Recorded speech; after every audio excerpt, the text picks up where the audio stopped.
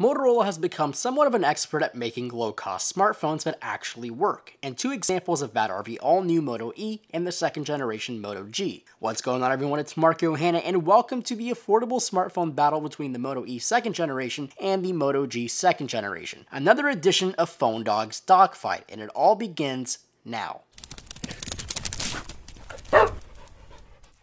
Affordable smartphones have always been a sketchy thing. They are usually cheaply made and run absolutely like crap with custom skins, but not these two. These two are well thought out budget phones, but one of these is $60 more expensive than the other, but is it really worth the extra money? Well, let's first dive into the design and the hardware. The Moto G grew substantially over the first gen G, now boasting a 5-inch IPS LCD display and dual front-facing speakers. It also feels much nicer in the hands this year. Specs have also been improved, but the processor has remained the same, a 1.2 GHz quad-core Snapdragon 400 processor with 1 GB of RAM. Also, it's running the Adreno 305 GPU. However, we do get a larger battery, now rated at 2070 mAh and a micro SD card slot, which was one huge request for the first generation Moto G. The camera also gained 3 megapixels, but for some reason is still limited to only 720p video. Over to the Moto E, things have changed much more for the second generation. For starters, it grew to a 4.5-inch display size, up from 4.3. Design-wise, it's a much more premium feeling device than the first generation E, and it also has these really nice ridges along the sides. One difference structurally on this model is the non-removable back. Now you can only swap out these bands with the ridge edges. Hardware-wise, it's a completely different picture. It's now sporting a 1.2 GHz quad-core Snapdragon 410 processor,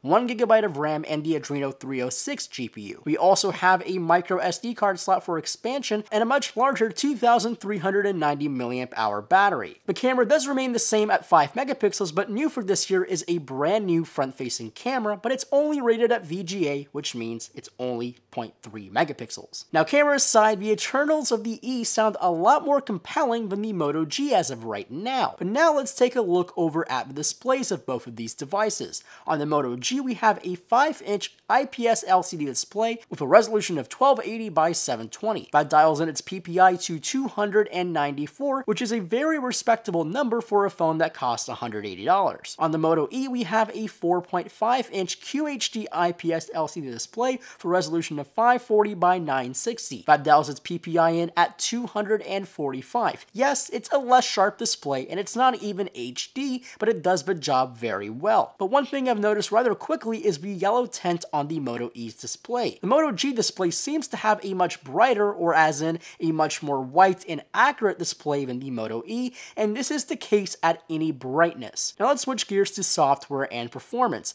Both of these phones are running the latest version of Android, which is 5.0.2 Lollipop. The only difference in software between these two are in the Moto customizations. The Moto E comes with Moto Assist, Actions, and Display, while the Moto G only comes with Moto Assist. Performance-wise, these two are pretty much at neck and neck in smoothness. They definitely have their stutters when you have a huge amount of things running, but for the most part, browsing the web, accessing applications like Twitter, Facebook, and Instagram run very well on both of these devices.